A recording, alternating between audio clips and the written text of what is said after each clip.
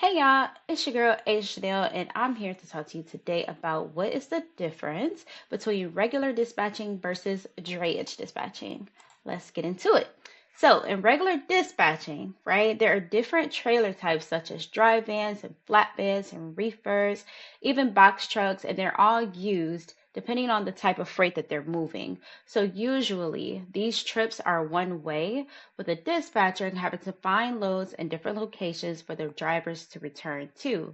So, for example, let's say that you have a carrier who is based in Texas and he only wants to be gone for a week because he or she has to be back to for an event, right? So you take him from he or she from Texas to Oklahoma, from Oklahoma to Arizona to, I don't know, New Mexico, and then bring him back to Texas. Those are all considered one-way trips, right? So this requires very careful and specific scheduling and very strong coordination, as each load can have different requirements and different routes, and sometimes a little bit less rate per mile due to the longer and varied distances that they're traveling.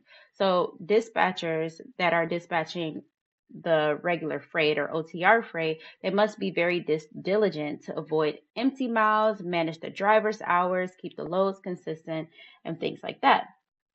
So while this is very important, regular dispatching is also considered to be a little bit more straightforward and can be taught by many trainers.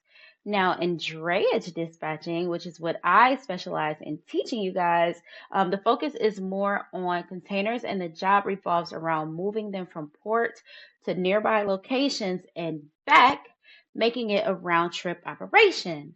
So, for example, that is what I love so much about drayage dispatching. But for example, let's say that you have a carrier that is moving out of the port of Virginia, right? So he's going from the port of Virginia, he's going out to deliver a loaded container to North Carolina, and then he has to bring that container back into the port.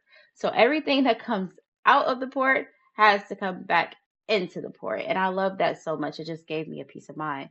So this scheduling makes it easier and a little bit more predictable in most cases, as there's always a set flow of cargo and containers coming in and out of the port.